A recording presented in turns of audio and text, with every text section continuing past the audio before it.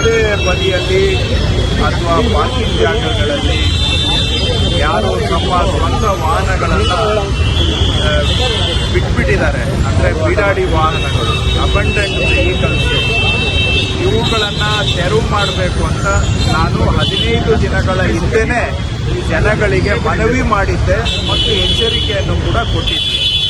ಆದರೂ ಜನ ಅವರ ಗಾಡಿಗಳನ್ನು ರಸ್ತೆಗಳಲ್ಲಿ, ಫುಟ್ಪಾತ್ಗಳಲ್ಲಿ ಎಲ್ಲಂದ್ರೆ ಅಲ್ಲೇ ಬಿಟ್ಟು ಇದರಿಂದ ಸಾರ್ವಜನಿಕರು ಓಡಾಡೋದಕ್ಕೂ ತೊಂದರೆ ಮಾಡ್ತಾ ಇದ್ದಾರೆ.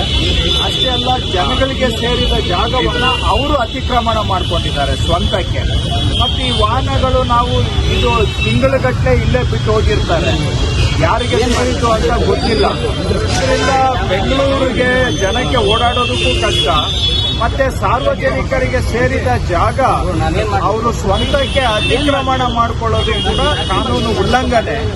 ಇದಲ್ಲದೆ ಎಲ್ಲಂದ್ರೆ ಅಲ್ಲಿ ಗಾಡಿಗಳನ್ನ ಬಿಟ್ಟು ಆಕ್ಸಿಡೆಂಟ್ಗಳು ಆಗ್ತವೆ.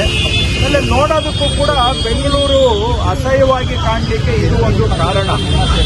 ನಾನು ಕಳೆದ 15 ದಿನಗಳ ಹಿಂದೆನೆ ಇದನ್ನ ಸಾರ್ವಜನಿಕವಾಗಿ ನಾವು ಎಚ್ಚರಿಕೆಯನ್ನು ಕೊಟ್ಟಿದ್ವಿ. ಈ ಬೀಡಾಡಿ ಗಾಡಿಗಳನ್ನು ನಾವು ನಿರ್ಮೂಲನೆ ಮಾಡೋ ಕಾರ್ಯಾಚರಣೆ ಮಾಡ್ತೇವೆ ಅಂತ.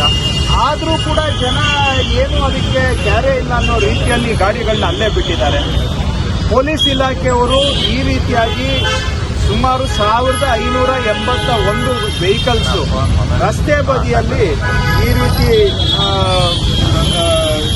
ಬಿಟ್ಟಿರುವಂತಹದನ್ನ ಅವರು ಈಗಾಗಲೇ ಗುರುತಿಸಿದ್ದಾರೆ. ಅದು ಸಂಪೂರ್ಣ ಪಟ್ಟಿ ಅಂತ ನಾನು ಹೇಳಲಿಕ್ಕೆ ಹೋಗೋದಲ್ಲ, ಬಹುಶಃ ಅದರ ಸಂಖ್ಯೆ ಇನ್ನೂ ಹೆಚ್ಚಿಗೆ ಇದೆ. ಅಂತ ಗುರುತಿಸಿರುವಂತಹ ವೆಹಿಕಲ್ಸ್ ಈಗ ಇವತ್ತಿಂದ ನಾವು ಅದಕ್ಕೆ 1 ವಾರದ ನೋಟಿಸ್ ಅನ್ನು ಅಂಟಿಸ್ತಾ ಇದ್ದೇವೆ. 1 ವಾರದ ನೋಟಿಸ್ ಅಂಟಿಸ್ತಾ ಇದ್ದೇವೆ. ಜಂಟಿ ಕಾರ್ಯಾಚರಣೆ GBA, ಕಾರ್ಪೊರೇಷನ್ಸ್ ಹಾಗೂ ಪೊಲೀಸ್ ಇಲಾಖೆ ಈ ನೋಟಿಸ್ ಅನ್ನು ಅಂಟಿಸಿ 1 ವಾರ ಅವರಿಗೆ ಸಮಯಾವಕಾಶ ಇರುತ್ತೆ.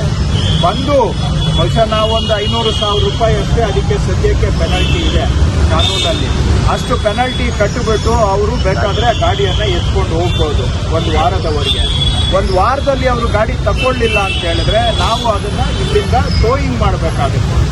ಟೋಯಿಂಗ್ ಮಾಡಿದ ಮೇಲೆ ಅದಾದ ನಂತರನೂ ಕೂಡ ಅವ್ರಿಗೆ ಸಮಯ ಇರುತ್ತೆ. ಬಂದು ಅವರು ಟೋಯಿಂಗ್ ಚಾರ್ಜಸ್ಸು ಪೆನಾಲ್ಟಿ ಕಟ್ಟಿಬಿಟ್ಟು ಗಾಡಿಯನ್ನು ತಗೊಳ್ಬಹುದು. ಇಲ್ಲ ಅಂತ ಹೇಳಿದ್ರೆ ಟೋಯಿಂಗ್ ಮಾಡಿದ ಮೇಲೆ ನಾವು ಅದನ್ನ ಪೇಪರಲ್ಲಿ ಒಂದು ನೋಟಿಸ್ ಕೊಟ್ಟು 15 ದಿನ ಕಾದು ಆನಂತರ ಅವುಗಳನ್ನು ಆಕ್ಷನ್ ಮಾಡ್ತೇವೆ. ಅದನ್ನ ಆಕ್ಷನ್ ಅಲ್ಲಿ ಯಾರು ಬೇಕೋ ಪಾರ್ಟಿಸಿಪೇಟ್ ಮಾಡಿ ಅದನ್ನ ಆಕ್ಷನ್ ಅಲ್ಲಿ ಕೊಂಡ್ಕೊಳ್ಬಹುದು. ಈ ರೀತಿಯಾದಂತ ಒಂದು ಕಾರ್ಯಾಚರಣೆಯನ್ನ ಇವತ್ತು ಆರಂಭ ಮಾಡಿದ್ದೇವೆ. ಇವತ್ತು ನೋಟಿಸ್ ಅನ್ನ ಅಂಟಿಸಿ ಆ ವೀಲ್ಗೆ ನಾವು ಲಾಕ್ ಅನ್ನ ಹಾಕಿದ್ದೇವೆ. ಅವರು ಗಾಡಿಯನ್ನ ತೆರವು ಮಾಡ್ಲಿಕ್ಕೆ ಆಗೋದಿಲ್ಲ ಅಂತ ನಾನು ಪೊಲೀಸ್ ಇಲಾಖೆಯವರಿಗೆ ಹೇಳಿದ್ದೇನೆ. ಇದು ಪದೇ ಪದೇ ಇಲ್ಲಿಂದ ತೆಗೆದುಬಿಟ್ಟು ಹೋಗಿ ಇನ್ನೊಂದು ಕಡೆ ಹಾಕಿದ್ರೆ ಅಂಥವುಗಳನ್ನ ಗುರುತಿಸಿ ಅವಕ್ಕೆ ಸ್ವಲ್ಪ ಸಿವಿಯರ್ ಪೆನಾಲ್ಟಿ ಹಾಕೋದಕ್ಕೂ ಕೂಡ ಒಂದು ದಾರಿಯನ್ನ ಹುಡುಕ್ಬೇಕು ಅಂತ ಹೇಳಿದ್ದೇನೆ. ಯಾಕಂದ್ರೆ ಬಹಳ ಸಲೀಸು ಇಲ್ಲಿ 1,000 ರೂಪಾಯಿ ಕಟ್ಬಿಟ್ಟು ತಗೊಂಡೋಗಿ ಇನ್ನೊಂದು ಜಾಗದಲ್ಲಿ ಬಿಟ್ಕೊಳ್ಳೋದು. ಸೊ ಯಾರು ರಿಪೀಟೆಡ್ ಅಫೆಂಡರ್ಸ್ ಇರ್ತಾರೆ ಅವರಿಗೆ ಸಿವಿಯರ್ ಪೆನಾಲ್ಟಿಯನ್ನ ಮಾಡಬೇಕು ಅನ್ನುವಂಥದ್ದು ಹೇಳಿದ್ದೇನೆ. ನಾನು ನಮ್ಮ ಹತ್ರ 1581 ಗಾಡಿಗಳ ಪಟ್ಟಿ ಇದೆ. ಬಟ್ ಇದೇ ಸಂಪೂರ್ಣ ಪಟ್ಟಿ ಅಂತ ನಾನು ಹೇಳ್ತಾ ಇಲ್ಲ. ಟ್ರಾಫಿಕ್ ಪೊಲೀಸ್ದು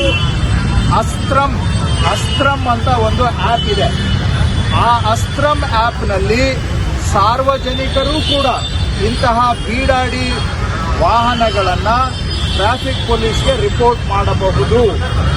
ಅಸ್ತ್ರಂ ಆ್ಯಪ್ ಮುಖಾಂತರ ನಿಮಗೆ ಬೀಡಾಡಿ ಗಾಡಿ ಯಾವುದಾದ್ರೂ ಇದ್ದರೆ ಅದನ್ನ ನೀವು ಸರ್ಕಾರದ ಗಮನಕ್ಕೆ ಟ್ರಾಫಿಕ್ ಪೊಲೀಸ್ನ ಅಸ್ತ್ರಂ ಆ್ಯಪ್ ಮುಖಾಂತರ ತಗೊಂಡು ಬಂದರೆ ಅಲ್ಲೂ ಕೂಡ ನಾವು ಇದೇ ಕಾರ್ಯಾಚರಣೆಯನ್ನ ಮಾಡ್ತೇವೆ.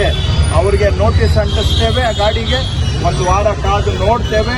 ಅವ್ರು 1 ವಾರದಲ್ಲಿ ರೀಕ್ಲೈಮ್ ಮಾಡಲಿಲ್ಲ ಅಂತ ಹೇಳಿದ್ರೆ ಅವನ್ನೂ ಕೂಡ ನಾವು ಟೋವಿಂಗ್ ಮಾಡ್ತೇವೆ. ಒಟ್ಟಾರೆ ಬ್ಯಾಂಗ್ಳೂರಲ್ಲಿ ಸುಧಾರಣೆ ಆಗಬೇಕು. ರಸ್ತೆ ಬದಿಗಳಲ್ಲಿ ಎಲ್ಲಂದ್ರೆ ಅಲ್ಲಿ ಈ ತರ ಗಾಡಿಗಳನ್ನ ಬಿಟ್ಬಿಟ್ಟು